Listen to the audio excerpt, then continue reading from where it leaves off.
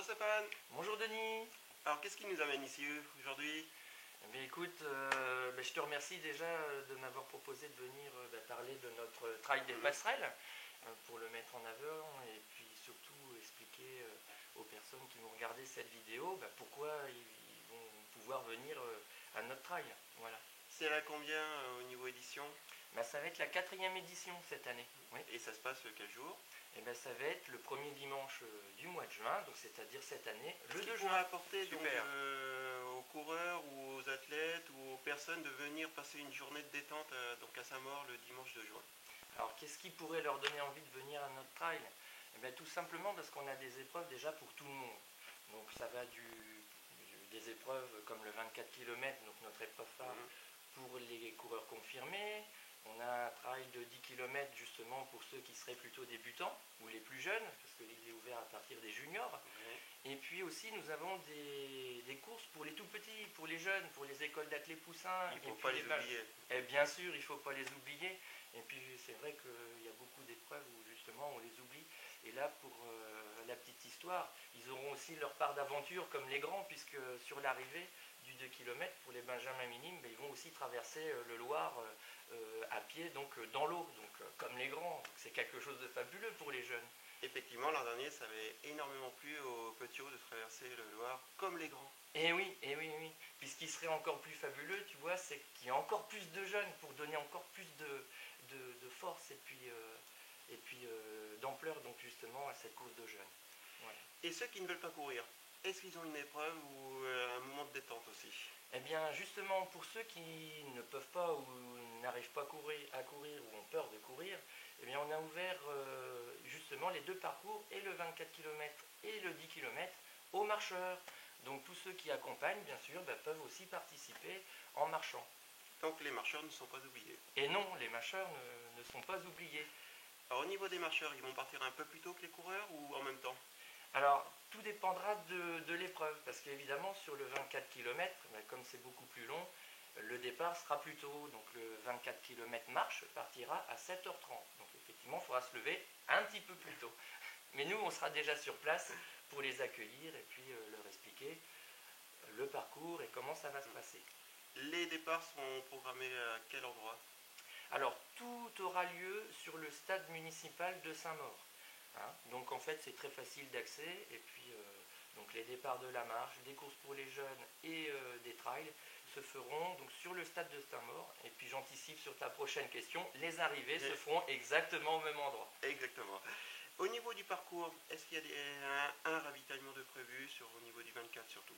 Voilà. Alors effectivement, donc là on était plutôt parti dans l'esprit trail, donc mettre le moins de ravitaillement possible. Donc sur le 10 km on n'aura pas de ravitaillement, évidemment, il faudra prévoir aussi de quoi se grignoter ou reprendre des forces sur le parcours, et aussi de l'eau, parce que si jamais il faisait chaud, il est quand même conseillé de prendre une petite ceinture avec un bidon ou le sac à dos avec une poche à eau.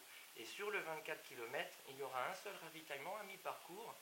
Et donc effectivement, pour ceux qui auront plus de difficultés et qui seront à peine entraînés, ça peut être très long. Donc effectivement, il est conseillé d'avoir la ceinture. La ceinture, le porte-bidon, le camelback, voilà, d'avoir une réserve d'eau. Exactement. Concernant le parcours, pareil, entre le 10 ou le 24, sera-t-il fléché? Ah oui. Alors effectivement, donc l'année dernière, on avait eu quelques remarques parce que certains véhicules s'étaient garés justement devant une ou deux flèches. Donc là, on a pris en compte justement ces éléments. Les doléances, les personnes. Exactement. Et donc cette année, le fléchage, il sera top de top. Voilà, donc les coureurs, n'ayez crainte, vous n'allez pas vous perdre. Oui, voilà. Et au niveau difficulté, qu'est-ce que tu peux nous en dire? Alors, au niveau difficulté, effectivement, c'est pas forcément un parcours très difficile. Malgré tout, il y a quand même quelques bosses. Il y a 6 ou 7 bosses. Donc c'est des petites bosses. Donc je crois que le dénivelé cumulé, on avait regardé donc avec les GPS, on avait atteint les 120 mètres, je crois, de mémoire. Donc c'est très abordable, mais les petites bosses casse-pattes sur le 24 km, effectivement, avec le temps, avec les kilomètres, ça finit par faire mal aux jambes. Donc c'est vrai qu'il est quand même conseillé d'être mieux préparé. Un minimum d'entraînement. Exactement. Une anecdote, à Vendôme, récemment, il y a une personne qui est venue nous interpeller, qui nous a dit que le trail des passerelles était très très bien, qu'il allait revenir, qu'il l'avait déjà fait à 2 reprises, et qu'il était étonné de venir dans la Beauce et de trouver des bosses. Ah oui, ben effectivement, c'est vrai que lors des éditions précédentes, beaucoup de personnes qui ne connaissaient pas le coin étaient vraiment effectivement surpris de trouver ces bosses et ces quelques difficultés. Maintenant, je dirais, ça se comprend aussi puisque on suit la vallée du Loir, donc on passe d'un côté à l'autre de la vallée.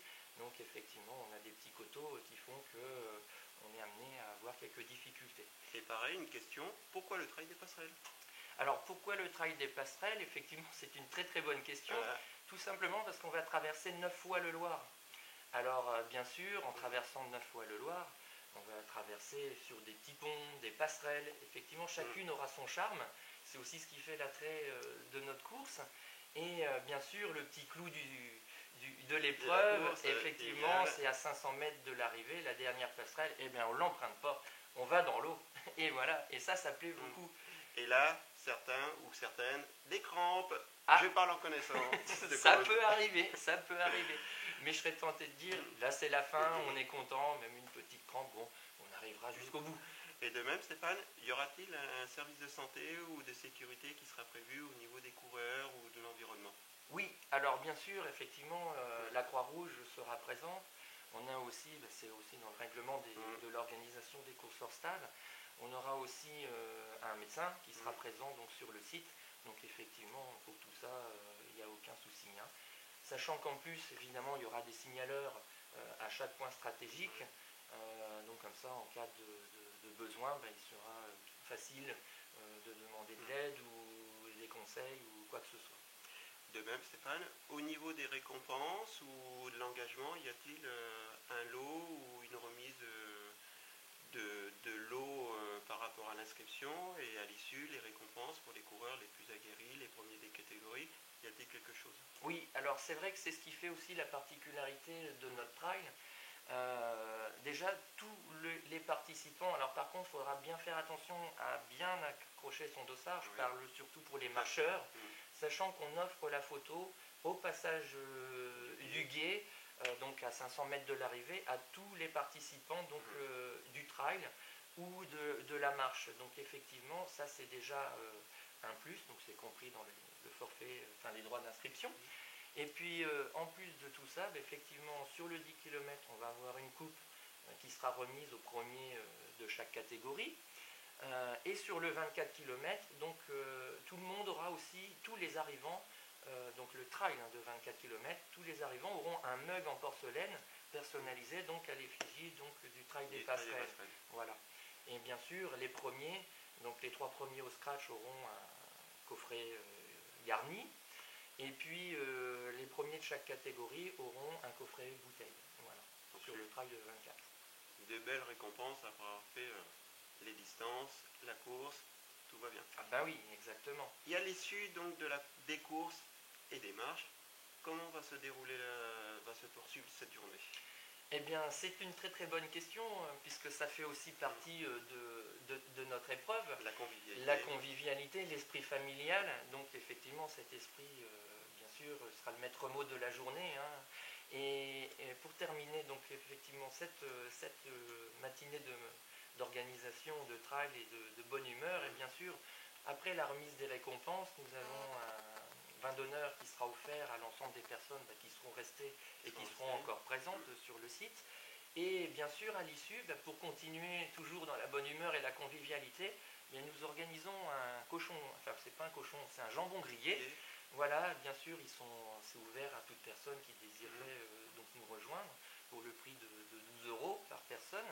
Et donc c'est sur réservation par contre, hein, on n'acceptera personne puisqu'il faudra bien sûr préparer tout ça et commander les jambons. Donc dans la dernière semaine, on n'acceptera pas de réservation. Il faudra avoir fait une semaine donc avant le 2 juin. Et les places sont limitées? Les places sont limitées. Par rapport à la capacité d'accueil de la salle. Voilà. Alors justement, là où je suis très content, c'est que la salle des fêtes est limitée à 120 personnes, mais j'ai réussi à obtenir, grâce à l'aide de la municipalité de Bonneval, bien sûr on les remercie bien fort. Par la même occasion. Exactement, au passage. Donc ils nous ont accepté donc, de nous donner pour l'occasion, donc un barnum de 60 places. Donc du coup, on peut accueillir 180 personnes donc au repas. Et tous les ans, cette partie donc festive du trail. Et au niveau du cochon grillé, tous les ans, ça a eu un succès. Donc là, il ne faut pas tarder, parce qu'à chaque fois, au niveau réservation, c'était complet. Ah ben tu fais bien de me le dire, parce qu'effectivement, le cochon grillé, ça plaît énormément, et effectivement, il faut vraiment se dépêcher de s'inscrire pour être sûr d'avoir une place, effectivement. Dernière petite chose, Stéphane, par rapport Oui. au parcours, là je propose un parcours, est-ce que les coureurs ou les marcheurs vont traverser des propriétés privées ou des zones touristiques mettant en valeur un peu le secteur? Ah ben bien sûr, et oui, c'est vrai qu'on avait oublié d'en parler tout à l'heure. Effectivement, on va traverser des passages typiques de la vallée du Loir, mais aussi bien sûr, on va passer à proximité de châteaux, de domaines privés, notamment le château d'Aulnay, où le propriétaire a accepté très gentiment de laisser le passage donc pour les coureurs uniquement pour cette occasion. Donc ça déjà un grand merci à lui, et puis vous verrez pour ceux qui participeront, le ravitaillement aura lieu au pied du château, derrière le petit moulin. C'est un lieu magnifique, et bon, je dirais c'est des choses comme ça n'a pas de prix. Sachant qu'en plus on passe aussi auprès de la ferme de Mémillon et du château de Mémillon, donc qui sont des hauts lieux culturels et historiques en fait du secteur. Donc voilà. Pareil, c'est des moments aussi importants au niveau de notre trail pour que les personnes viennent. Ils prennent plaisir à courir, et ils prennent plaisir au niveau du regard et des yeux, ils en prennent plein. Exactement. Et puis aussi le fait de traverser le Loir 9 fois, effectivement, ça va nous amener à avoir des passages dans des prairies, des passages en sous-bois. Finalement, même s'il fait chaud, le parcours il sera agréable, et puis il sera assez ombragé et frais. Donc même un parcours idéal. Aussi, la salle des fêtes où va se produire le cochon grillé est située à proximité du lieu du départ, d'arrivée. Tout est implanté au même endroit. Et oui, donc, tout est implanté au même endroit. Et d'ailleurs, on a le pré qui est juste à côté de la salle des fêtes et du stade municipal, qui servira aussi de parking. Donc effectivement, dans un rayon de 200-300 mètres, on aura toutes les installations qui seront à notre disposition, sachant qu'on aura aussi les vestiaires qui seront ouverts pour l'occasion, et donc des douches pour ceux qui souhaiteront prendre une douche. Tout est centralisé, plus de mouvement de véhicules. Une fois qu'on arrive, on pose les véhicules, on se change, on se prépare, on vient encourager, et on termine cette journée à la salle des fêtes qui est située donc juste à côté. Voilà, exactement. Et finalement, pour la sécurité, c'est l'idéal, parce que tout est sur place, et puis il n'y a aucun risque. Voilà. Petite précision avant de terminer, Stéphane, les bénévoles. Ah bah bien sûr, de toute façon, il est clair que sans les bénévoles, on ne pourrait pas... C'est vrai qu'à chaque fois que j'en parle, des bénévoles, j'ai toujours un petit peu d'émotion, mais c'est vrai que c'est une équipe formidable, justement, qui s'engage autour de moi pour justement faire que cette manifestation soit au top, et des personnes de confiance, et puis surtout qui restent aussi dans l'état d'esprit de la course, de la convivialité, l'esprit familial. Et malgré tout, ça a beau être des bénévoles, ils travaillent comme des chefs. Voilà. Donc, un seul mot d'ordre, venez nous rejoindre le 2 juin. N'attendez pas pour vous inscrire, si bien sur la course, sur la marche, que le cochon grillé. Nous vous attendrons les bras ouverts. Exactement. À bientôt, et puis venez nombreux, et ça nous fera plaisir, et puis aussi à tous ceux qui nous aident. Voilà. Allez, au revoir.